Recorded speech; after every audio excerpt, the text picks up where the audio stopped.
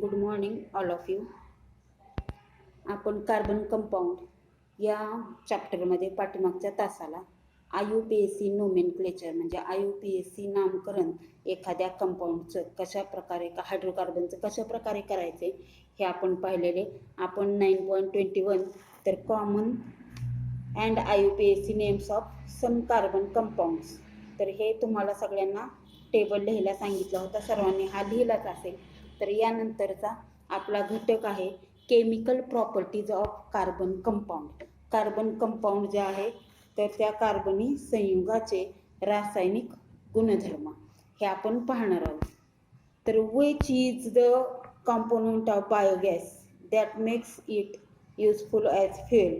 तर बायोगॅसचा कोणत्या घटकामुळे इंधन म्हणून आपण उपयोग करतो तर बायोगॅसमुळे मध्ये काय असतं तर मिथेन असतो आणि तो आपण त्याचा इंधन म्हणून उपयोग करतो. Which product is formed by the combustion of elemental carbon. मूलद्रव्य रूपी कार्बनच्या ज्वलनाने कोणते उत्पादित तयार होते आणि बायोगॅसचे ज्वलन ही अभिक्रिया उष्माग्राही आहे का उष्मादायी. बायोगॅसचे ज्वलन जिथं बायोगॅस म्हणजे आपण गॅस पेटवतो तर आपल्याला माहिती आहे की त्यातून आपल्याला काय मिळते तर उष्णता मिळते. म्हणजेच ही अभिक्रिया जी आहे ती कशी आहे उष्मादायी आहे, आपल्याला उष्णता देते. यानंतर कार्बनी संयुगाचा पहिला रासायनिक गुणधर्म आहे कंबशन. कंबशन म्हणजे ज्वलन. Let us first look at combustion as a chemical property of carbon compound. We have seen in the previous standard that carbon in the form of various allotropes on ignition in presence of oxygen undergoes combustion to emit heat and light and forms carbon dioxide. Hydrocarbons as well as most of the carbon compound undergoes combustion in presence of oxygen to emit heat and light and form carbon dioxide and water as the common products. Some of the combustion reaction as follows. तर आपण काय पाहिले तर कार्बनी संयुगाचे रासायनिक गुणधर्म पाहताना आपण पहिल्यांदा कंबशन म्हणजे ज्वलन हा गुणधर्म पाहूया. तर आपण पाठीमागच्या इयत्तेमध्ये म्हणजेच नवीन पाहिलेलं आहे की कार्बनची विविध अपरूपे आहेत. म्हणजे कार्बन हा विविध अपरूप स्वरूपातील कार्बन हा ऑक्सिजनच्या उपस्थितीत जर पेटवला तर त्याचे काय होते ज्वलन होऊन उष्णता आणि प्रकाश बाहेर फेकले जातात आणि कार्बन डायऑक्साईड हा वायू त्यातून त्या रिॲक्शनमधून तयार होतो.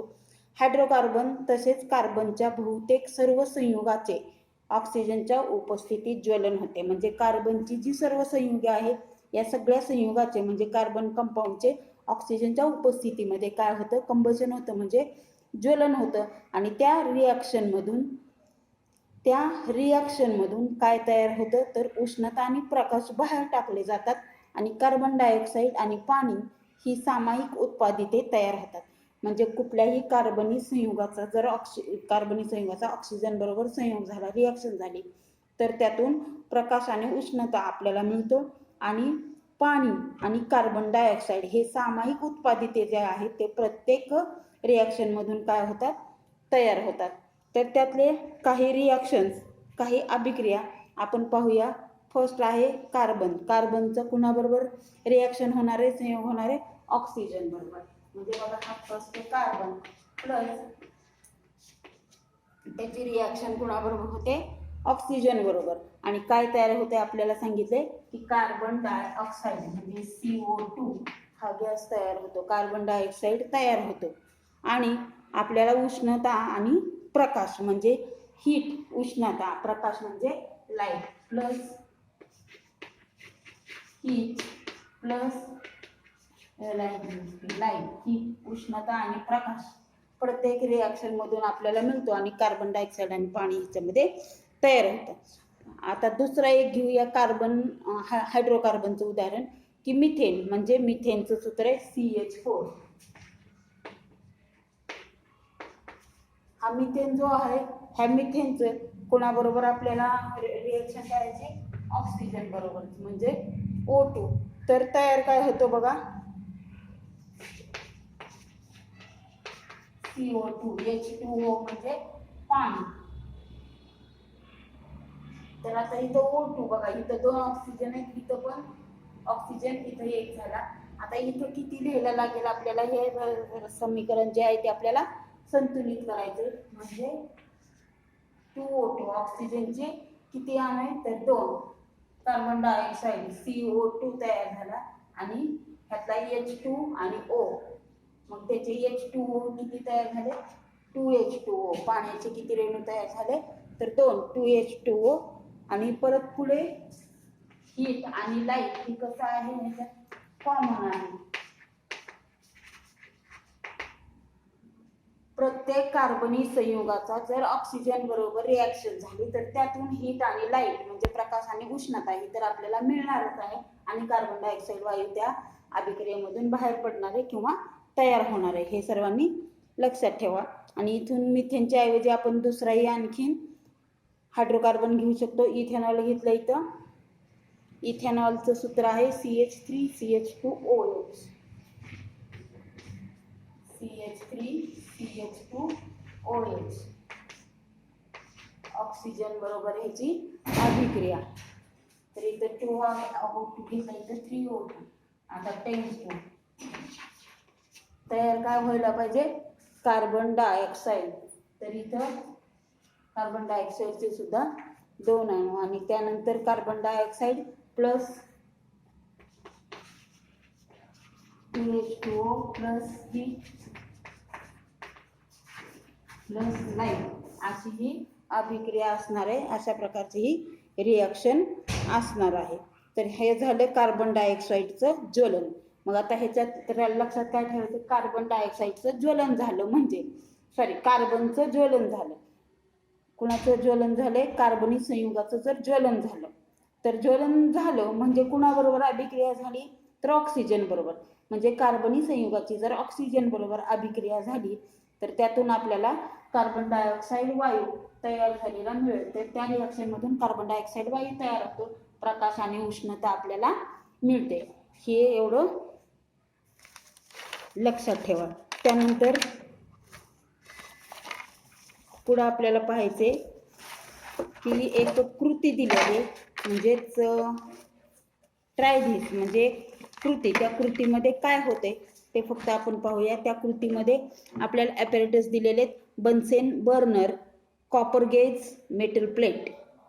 बर्नर वरती कॉपर गेज म्हणजेच तांब्याची तार जी जाळी असते ती जाळी आणि मेटल प्लेट एक्सेट्रा एवढंच घ्यायचे. केमिकल्स कुठले कुठले घ्यायचे बघा, इथेनॉल, ॲसिटिक ॲसिड आणि नॅफ्थालिन. प्रोसिजर काय कृती करायची तर बघा, एक स्वच्छ आणि कक्ष तापमानाच्या कॉपर गेजवर वरीलपैकी एक रासायनिक पदार्थ 3-4 थेंब किंवा चिमूटभर भुकटी ठेवून कॉपर गेज बन्सेन बर्नरच्या निळ्या ज्योतीमध्ये धरा आणि निरीक्षण करा. मग ह्या ज्वलनामुळे काय होईल तर धूर किंवा काजळी आपल्याला तयार झालेली दिसते का ते पाहिजे आपल्याला. मग पदार्थाचे ज्वलन होत असताना त्याच्या ज्योतीवर एखादी धातूची पट्टी धरा आणि त्या पट्टीवर थर जमतो का. मग जर तो थर जमला तर तो कोणत्या रंगाचा आहे तर वरीलपैकी इतर रासायनिक पदार्थ वापरून हीच कृती पुन्हा करा. काय करायचंय कळलं का आपल्याला. जी कॉपर गेज दिलेली आहे त्याच्यावर आता ॲसिटिक ॲसिड लिक्विड आहे म्हणून त्याचे 2-3 थेंब टाकायचे. नॅफ्थालिन सॉलिड आहे त्याची पावडर असेल म्हणून ती चिमूटभर पावडर टाकायची आणि बर्नरवरती ते धरायचं. ते धरल्यानंतर काय होईल त्याचं ज्वलन होईल आणि ज्वलन झाल्यानंतर धूर किंवा काजळी येते का ते आपल्याला पाहिजे. म्हणजे जेवढं त्यांनी सांगितले तेवढे आपल्याला निरीक्षण नोंदवायचे. आणि मग ह्या कृतीमध्ये इथेनॉल हे संपृक्त कार्बनी संयुग आहे. इथेनॉल हे काय संपृक्त सॅच्युरेटेड कार्बनी संयुग आहे. तर नॅफ्थालिन हे अनसॅच्युरेटेड आहे.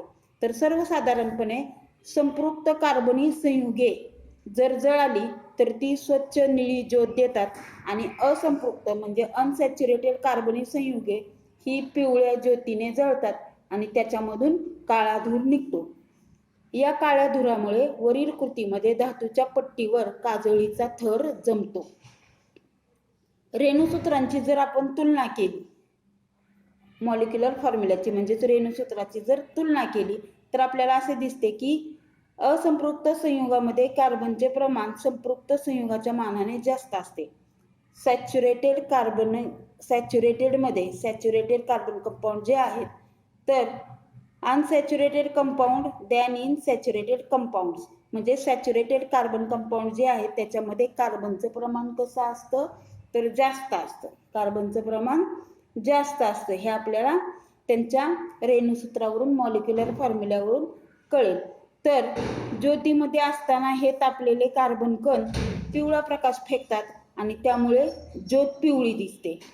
मात्र ऑक्सिजनचा पुरवठा मर्यादित जर केला तर संपृक्त संयुगाच्या ज्वलनाने सुद्धा पिवळी ज्योत मिळवता येते. बन्सेन बर्नर पेटवा. आणखीन एक सांगितलं आपल्याला ट्रायदिस. तिथं काय करायचे, बन्सेन बर्नर जो आपल्या प्रयोगशाळेमध्ये बर्नर आहे याचा तो पेटवायचा आहे. तळाशी असलेले हवेचे भोक त्यावर फिरणाऱ्या पातळ कड्याच्या सहाय्याने उघडा आणि बंद करा. पिवळी व काजळीयुक्त ज्योत केव्हा मिळते आणि निळी ज्योत केव्हा मिळते हे पहा.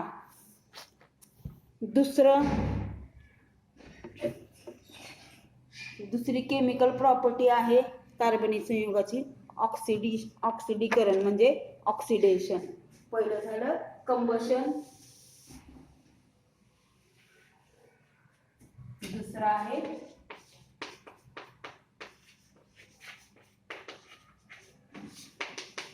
ऑक्सिडेशन. ऑक्सिडेशन म्हणजे ऑक्सिडीकरण. तर you have seen that carbon compound start burning by combining easily with oxygen in the air when ignited in air.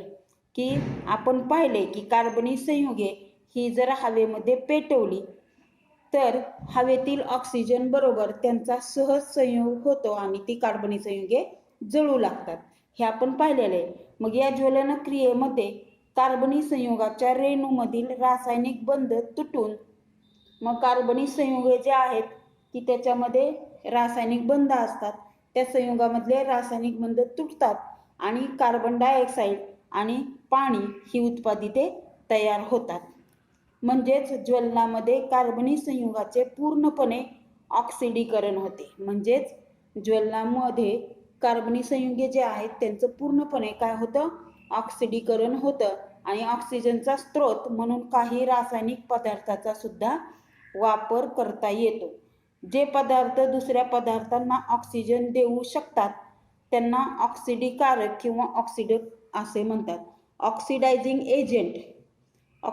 Agent कुणाला म्हणायचं, substance that can give oxygen two other substances. असे पदार्थ की जे पदार्थ दुसऱ्या पदार्थांना काय देऊ शकतात तर ऑक्सिजन देऊ शकतात, त्या पदार्थांना ऑक्सिडीकारक किंवा ऑक्सिडायझिंग एजंट असं म्हणतात. पोटॅशियम परमॅंगनेट और potassium dichromate are commonly used as oxidising agent. म्हणजे पोटॅशियम परमॅंगनेट आणि पोटॅशियम डायक्रोमेट हे साधारणपणे किंवा यांचा ऑक्सिडीकारक संयुगे म्हणून उपयोग केला जातो. ऑक्सिडकाचा परिणाम कार्बनी संयुगामधील विशिष्ट क्रियात्मक गटांवर सुद्धा होतो. त्याच्यासाठी आपल्याला हे जे ऑक्सिडेशन आहे ही केमिकल प्रॉपर्टी पाहण्यासाठी आपल्याला एक कृती करायची की त्या कृतीमध्ये ॲपॅरेटस केमिकल्स कुठले कुठे दिलेले ते आपण पाहूया. तर ॲपॅरेटस आपल्याला साहित्य दिलेले टेस्ट ट्यूब म्हणजेच परीक्षा नळ्या, बन्सेन बर्नर आणि मेजरिंग सिलेंडर म्हणजे मोजपात्र, ड्रॉपर एक्सेट्रा. आणि रासायनिक पदार्थ कुठले कुठले घ्यायचे आपल्याला, ethanol, dilute solution of sodium carbonate, dilute solution of potassium permanganate. Procedure कृती काय करायची आहे बघा आता की परीक्षा नळी जे आहेत म्हणजे टेस्ट ट्यूब ते एक परीक्षा नळी घ्यायची. परीक्षा नळीत 2 ते 3 मिली इथेनॉल घ्यायचं आहे आणि त्याच्यामध्ये 5 मिली सोडियम कार्बोनेटचे द्रावण मिळवून परीक्षा नळी बर्नरवर धरून मिश्रण कोमट होऊ द्या. परीक्षा नळीमध्ये इथेनॉल आणि सोडियम कार्बोनेट हे घ्यायचे आणि काय करायचं ते मिक्स करून आपल्याला ते परीक्षा नळी आहे बर्नरवर धरायचे आणि त्याच्यातलं जे मिश्रण आहे ते कोमट होऊन द्यायचे. कसं होऊ द्यायचे, कोमट. आणि या कोमट मिश्रणात पोटॅशियम परमॅंगनेट काय आहे, ऑक्सिडक आहे म्हणजे ऑक्सिडायझिंग एजंट आहे. तर त्या पोटॅशियम परमॅंगनेटचे विरल द्रावण ड्रॉपरच्या साहाय्याने थेंब थेंब टाकायचे आणि ते हलवत राहायचे. आणि हे हलवत राहत हे मिळवणे सुरू केल्यावर आपल्याला काय तर मिळवणे सुरू केल्यावर ह्या पोटॅशियम परमॅंगनेटचा जो गुलाबी रंग आहे तो गुलाबी रंग कायम राहतो का, किंवा मिळवण्याची क्रिया करत राहिल्यावर थोड्या वेळाने गुलाबी रंग नाहीसा होण्याचे थांबून रंग तसाच कायम राहतो का हे पाहायचंय. म्हणजे पोटॅशियम परमॅंगनेटच्या त्या गुलाबी रंगावर काय परिणाम होतोय हे आपल्याला पाहायचंय. तर ही जर कृती आपण केली तर त्यामुळे पोटॅशियम परमॅंगनेटमुळे आम्लारीधर्मी द्रावणात इथेनॉलचे काय होतं, ऑक्सिडीकरण होतं आणि त्याचे इथेनॉइक ॲसिडमध्ये रूपांतर होते. आणि या अभिक्रियेत फक्त क्रियात्मक गटाजवळील काही रासायनिक बंधच भाग घेतात. आणि आपल्याला एक त्याची जी रासायनिक अभिक्रिया आहे त्याचं सूत्र आपल्याला मिळते इथेनॉल. इथेनॉल म्हणजे काय आहे बघा, CH3 CH2OH हा आहे इथेनॉल. इथं त्याचं ऑक्सिडीकरण होते आणि CH3COH आणि हे इथेनॉइक ॲसिड आणि हा काय आहे इथेनॉल. ह्याच्यापासून इथेनॉइक ॲसिड काय झालेलं इथं तयार झालेलं आहे. On adding the pink coloured, जर आपण इथेनॉलमध्ये पोटॅशियम परमॅंगनेट हे थेंबा थेंबाने मिसळायला सुरू केल्यावर ऑक्सिडीकरणाच्या अभिक्रियेत वापरले गेल्याने ते पोटॅशियम परमॅंगनेट ऑक्सिडीकरण अभिक्रियेत काय होतं, वापरलं जातं आणि म्हणून त्याचा जो गुलाबी रंग आहे तो नाहीसा होतो. परंतु ते पोटॅशियम परमॅंगनेट आपण जिथपर्यंत मिळवतो तर ते मिळवण्याचा एक असा टप्पा येतो की परीक्षानळीतील सर्वच्या सर्व इथेनॉलचे ऑक्सिडीकरण पूर्ण झालेले असते आणि ते ऑक्सिडीकरण पूर्ण झालेले असते आणि त्यामुळे त्या पोटॅशियम परमॅंगनेटचा मधील ऑक्सिजन वापरला जात नाही आणि त्यामुळे पुढं काय होतं, मग पोटॅशियम परमॅंगनेटची मिळवणी चालू ठेवल्यास त्या पोटॅशियम परमॅंगनेटचा वापर न झाल्यामुळे ते अतिरिक्त होते म्हणजे जास्त होते आणि अतिरिक्त पोटॅशियम परमॅंगनेटचा गुलाबी रंग नाहीसा न होता मग त्यांचा गुलाबी रंग नाहीसा होत नाही तर तो गुलाबी रंग तसाच कायम राहतो. म्हणजे थोडक्यात आता तुम्हाला काय कळले ह्या अभिक्रियेमध्ये, तर हा जो इथेनॉल आहे त्या इथेनॉलमध्ये काय केलेले आपण सोडियम कार्बोनेटचे द्रावण मिसळले आणि ते कोमट केलं आणि त्याच्यामध्ये पोटॅशियम परमॅंगनेट जो ऑक्सिडायझिंग एजंट आहे त्याचा आपण थेंब थेंब टाकत गेलोय. तर हा पोटॅशियम परमॅंगनेट तर त्याचा रंग गुलाबी आहे तर ऑक्सिडायझिंग एजंट म्हणून आपण तो वापरतो. म्हणजेच पोटॅशियम परमॅंगनेट तर ह्या अभिक्रियेमध्ये पोटॅशियम परमॅंगनेट ऑक्सिडीकरणाचे ह्या कुठली अभिक्रिया होते तर ऑक्सिडीकरण अभिक्रिया होते आणि ह्या ऑक्सिडीकरण अभिक्रियेमध्ये हा पोटॅशियम परमॅंगनेट वापरला जातो म्हणजे इथेनॉलचं ऑक्सिडीकरण होतं. आणि इथेनॉल त्या टेस्ट ट्यूबमध्ये जेवढं इथेनॉल आहे एक वेळ अशी येते की आपण त्याच्यामध्ये जेवढं पोटॅशियम परमॅंगनेट टाकलेलं आहे तर त्या पोटॅशियम परमॅंगनेटचा वापर करून सगळ्या इथेनॉलचं काय होतं तर ऑक्सिडीकरण होतं आणि मग सगळ्या इथेनॉलचं ऑक्सिडीकरण झाल्यामुळे जर त्यानंतर आपण त्याच्यामध्ये पोटॅशियम परमॅंगनेटचे थेंब टाकत गेलो तर नंतर ते पोटॅशियम परमॅंगनेट तिथं वापरलं जात नाही आणि त्यामुळे त्याचा जो गुलाबी रंग आहे तर तो गुलाबी रंग नाहीसा होत नाही म्हणजे तो रंग आहे तसाच राहतो. ही झाली ऑक्सिडीकरण म्हणजेच ऑक्सिडेशन अभिक्रिया. आणि तिसरा गुणधर्म आहे ॲडिशन.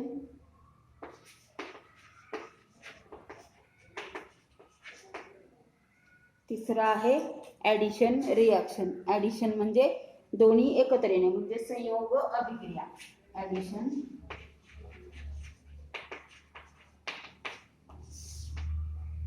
ॲडिशन रिॲक्शन म्हणजे संयोग अभिक्रिया. तर ही संयोग अभिक्रिया करायची आपल्याला कोणाची कार्बनी संयुगाची. तर ही जे रासायनिक प्रॉपर्टी आपण पाहतोय गुणधर्म पाहतोय त्यासाठी आपल्याला परत एक कृती करायची. त्या कृतीमध्ये आपल्याला काय करायचे ते पहा की ॲपॅरेटस टेस्ट ट्यूब आणि ड्रॉपर दोनच ॲपॅरेटस घ्यायचे साहित्य परीक्षा नळ्या आणि ड्रॉपर. आणि रासायनिक पदार्थ कुठले कुठले घ्यायचे tincture iodine bromine water liquefied वनस्पती घी व्हेरियस व्हेजिटेबल ऑइल्स. म्हणजे व्हेजिटेबल ऑइल्स म्हणजे आपण जे खाण्याचं तेल आहे तर ते कुठलंही घ्यायचं कुठलंही म्हणजे करडई तेल आहे, शेंगदाणा तेल आहे, सूर्यफूल तेल आहे, ऑलिव्ह ऑइल आहे, तर यापैकी कुठलंही तेल घ्यायचं.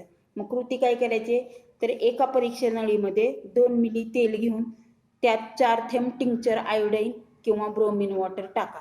एक परीक्षा नळी घेतली आणि त्यात 2 मिली तेल घ्यायचे आणि त्याच्यामध्ये टिंक्चर आयोडीन किंवा ब्रोमिन वॉटर टाकायचे आणि नंतर परीक्षा नळी हलवायची. ब्रोमिन किंवा आयोडीनचा मूळ रंग नाहीसा झाला का ते आपल्याला पाहायचंय तिथं काय होतंय तर. आणि हीच कृती इतर तेले आणि वनस्पती तूप वापरून पुन्हा करायची. मग आपण जेवढ्या प्रकारचे तेल घेतलेत तर तेवढे सगळे तेल काय करायचं, वेगवेगळ्या परीक्षा नळीमध्ये घ्यायचे आणि ते थोडं थोडं तेल घेऊन किती घ्यायचे, 2 मिली तेल घ्यायचे आणि त्याच्यामध्ये 4च थेंब टिंक्चर आयोडीनचे टाकायचे किंवा ब्रोमिन वॉटरचे टाकायचे आणि ते हलवायचे. मग त्या तेलाचा किंवा ब्रोमिन किंवा आयोडीनचा मूळ रंग त्या तेलामध्ये टाकल्यानंतर टिंक्चर आयोडीनचा जो मूळ रंग आहे किंवा ब्रोमिन वॉटरचा जो मूळ रंग आहे तो नाहीसा झालाय का हे आपल्याला ठरवायचे. तर ह्या कृतीमध्ये काय होतंय, ब्रोमिनचा आयोडीनचा रंग नाहीसा किंवा कमी होणे या निरीक्षण. ब्रोमिनचा किंवा आयोडीनचा रंग नाहीसा होतो किंवा पहिल्यापेक्षा कसा होतो, फिक्कट होतो म्हणजेच कमी होतो. तर हे जे निरीक्षण आपण केलेले त्याच्यावरून आपल्याला असा बोध होतो की ब्रोमिन आणि आयोडीन, त्यातलं ब्रोमिन आणि आयोडीन जे होतं ते काय झालेलं आहे, वापरलं गेलेलं आहे. म्हणजेच ब्रोमिनची आयोडीनची संबंधित पदार्थाबरोबर काय झालेली अभिक्रिया झालेली आहे. म्हणजे जे काही तेल वनस्पती तूप आपण घेतलेलं आहे तर त्याच्यामध्ये हे ब्रोमिन किंवा आयोडीन टाकले तर त्याचा रंग फिक्कट झाला. म्हणजेच त्यातलं ते ब्रोमिन किंवा आयोडीन त्या पदार्थामध्ये मिसळलं गेलं, काय झालं, त्यात अभिक्रिया झाली आणि त्या अभिक्रियेमध्ये ते वापरलं गेलं असं त्याचा अर्थ होतो. आणि म्हणजेच आयोडीनची संबंधित पदार्थाबरोबर अभिक्रिया झाली आहे असा त्याचा अर्थ होतो.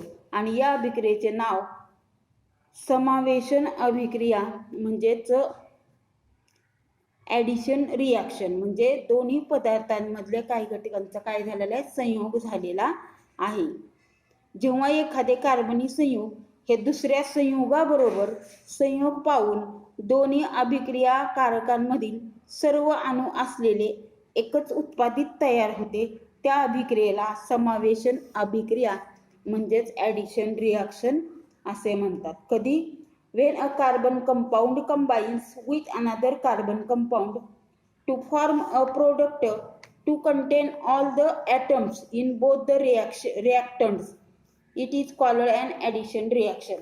म्हणजे आता बघा, एक कार्बन कंपाऊंड आणि दुसरा एक पदार्थ घेतलाय आणि त्या दोन्ही पदार्थांमध्ये दुसरे जेवढे संयुग आहेत तर त्यातले सर्व अणू एकत्रित असलेला एकच घटक तयार होते. म्हणजे जर आपण बघा वनस्पती तेलामध्ये तुपामध्ये जर आयोडीन टाकलं तर ते आयोडीन त्याच्यामध्ये वापरलं जाईल आणि काय तयार होईल, तर ते आयोडीन मधले जेवढे घटक आहेत म्हणजे संयुग आहेत, जेवढे अणू आहेत आयोडीन मध्ये आणि त्या वनस्पती तुपामध्ये असलेले अणू, ह्या दोघांची बेरीज म्हणजे सर्व अणू मिळून एकच प्रोडक्ट तयार होतो, एकच उत्पादित तयार होतं. आणि म्हणून या रिॲक्शनला ॲडिशन रिॲक्शन किंवा समावेशन अभिक्रिया असे म्हणतात.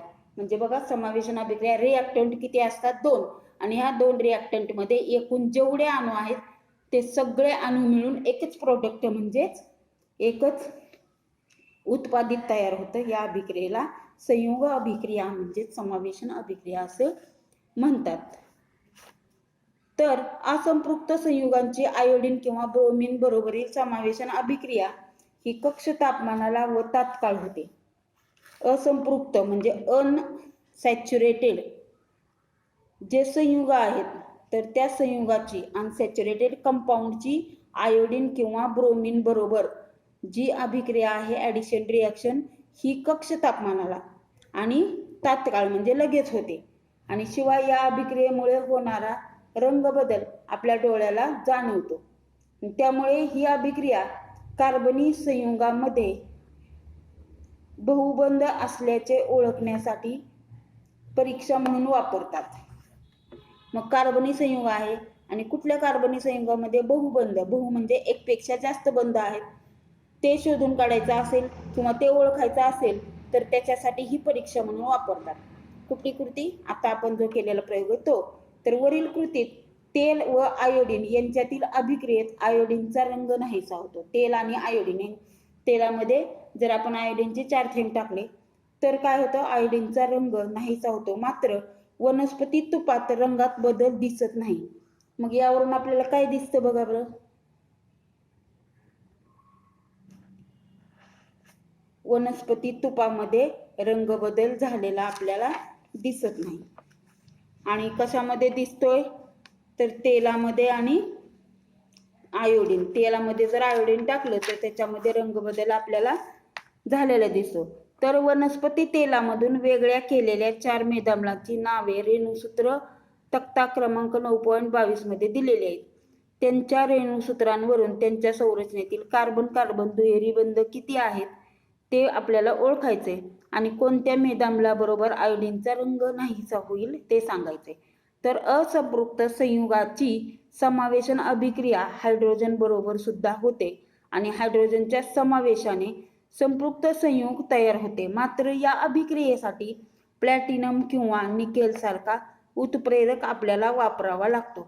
आपण आधीच पाहिले आहे की उत्प्रेरक म्हणजे असा पदार्थ की ज्याच्यामुळे एखाद्या अभिक्रियेला कोणताही धक्का न लागता त्या अभिक्रियेचा फक्त दर बदलतो, म्हणजे त्याचा वेग वाढतो.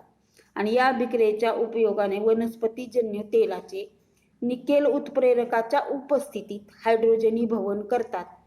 आयोडीन वापरून केलेल्या वरील कृतीमध्ये आपण पाहिले की आयोडीन परीक्षा तेलाच्या रेणूमध्ये बहुबंध असल्याचे दर्शवते.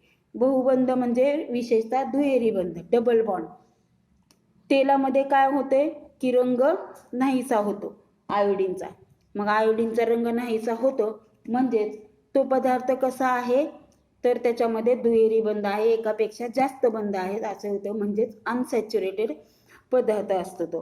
तर वनस्पती तुपात तूप संपृक्त असल्याचे ते दर्शवते. वनस्पती तूप संपृक्त म्हणजे सॅच्युरेटेड असल्याचे आपल्याला कळते की म्हणजेच त्याच्यामध्ये सिंगल बॉन्ड आहे.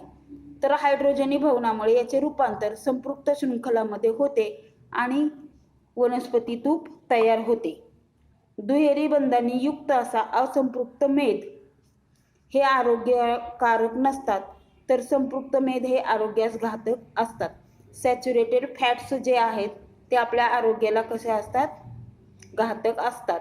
आणि अनसॅच्युरेटेड फॅट जे आहेत ते आरोग्यकारक असतात, म्हणजे आरोग्याला चांगले असतात. आणि यानंतर शेवटचा केमिकल प्रॉपर्टी, शेवटची म्हणजे चौथी प्रॉपर्टी, ती आहे सबस्टिट्यूशन रिॲक्शन. सबस्टिट्यूशन रिॲक्शन म्हणजे प्रतियोजन अभिक्रिया. Substitution reaction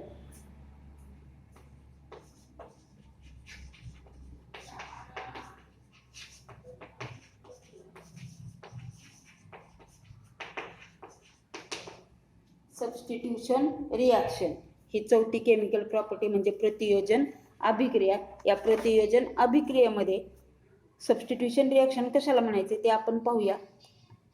as the single bonds are very strong the saturated hydrocarbons are not reactive. Carbon hydrogen किंवा कार्बन कार्बनमध्ये असलेला जो सिंगल बॉन्ड आहे, एकेरी बंध आहे, तो खूप प्रबळ असतो म्हणजे स्ट्रॉंग असतो आणि त्यामुळे असंपृक्त हायड्रोकार्बन हे अभिक्रियाशील नसतात, म्हणजे saturated hydrocarbons are not reactive, अभिक्रियाशील नसतात आणि त्यामुळे बहुतेक अभिकर्षितांच्या सानिध्यात ते उदासीन असतात. मात्र सूर्यप्रकाशाच्या सानिध्यात संपृक्त हायड्रोकार्बनची क्लोरीन बरोबर जलद अभिक्रिया होते आणि या अभिक्रियेत एक एक करून संपृक्त हायड्रोकार्बनमधील सर्व हायड्रोजन अणूंची जागा क्लोरीन अणू घेतात. आता काय सांगितलं आपल्याला, सॅच्युरेटेड हायड्रोकार्बनचे जे बंध असतो सिंगल बॉन्ड तो कसा असतो, स्ट्रॉंग असतो आणि म्हणून सॅच्युरेटेड हायड्रोकार्बन्स हे रिॲक्टिव्ह नसतात, अभिक्रियाशील नसतात. परंतु हे जे सॅच्युरेटेड हायड्रोकार्बन्स आहेत तर त्यांची सूर्यप्रकाशात क्लोरीन बरोबर काय सांगितले की जलद अभिक्रिया होते आणि त्यामध्ये एक एक करून सर्वच्या सर्व हायड्रोजनची जागा ही कोण घेतो तर क्लोरीन घेतो. सगळ्या हायड्रोजनची जागा कोण घेतो, क्लोरीन घेतो.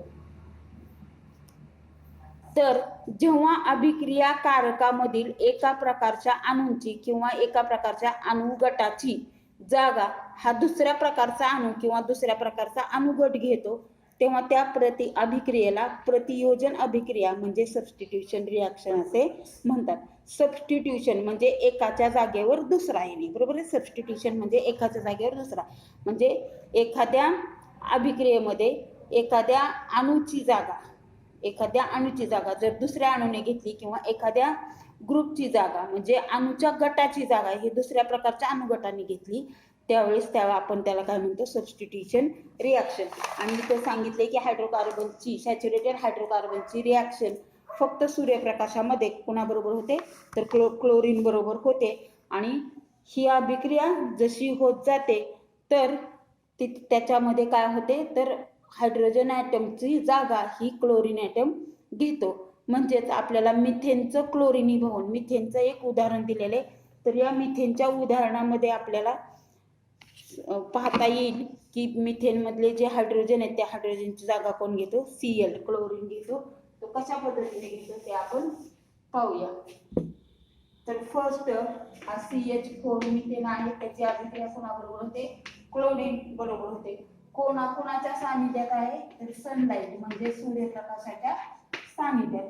मग तयार काय होतं बघा, methyl chloride CH3Cl plus HCl.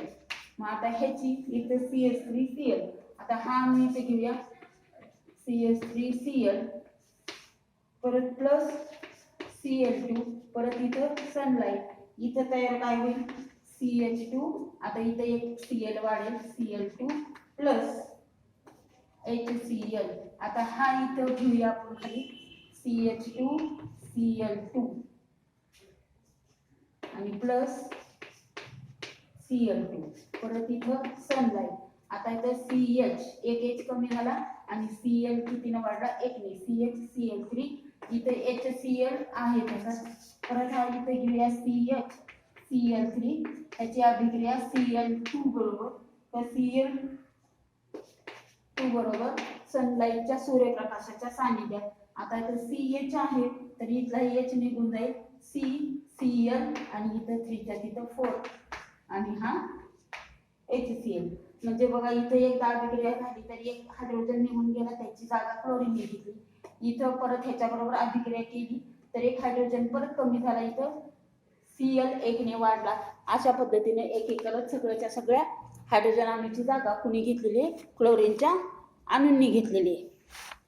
Still longer number of products are formed in chlorination reaction of higher homologous of alkanes.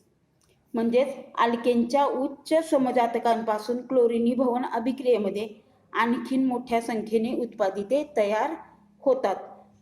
तर हे जे 4 आपण पाहिलेले, तर ह्या आहेत chemical properties of carbon compound. Carbon कंपाऊंडच्या केमिकल प्रॉपर्टीज, रासायनिक अभिक्रिया, रासायनिक गुणधर्म. कंबशन ज्वलन, ऑक्सिडेशन ऑक्सिडीकरण, ॲडिशन रिॲक्शन, समावेशन अभिक्रिया किंवा संयोग अभिक्रिया, सबस्टिट्यूशन रिॲक्शन म्हणजे प्रतियोजन अभिक्रिया. तर ह्या सर्व अभिक्रिया म्हणजे त्या केमिकल प्रॉपर्टीज कार्बनिक कंपाऊंडच्या सर्वांनी लक्षात ठेवायच्यात. यानंतर राहिलेला जो पार्ट आहे तो आपण पुढच्या तासाला पाहूया आणि आपला हा धडा मग काय होईल, संपेल.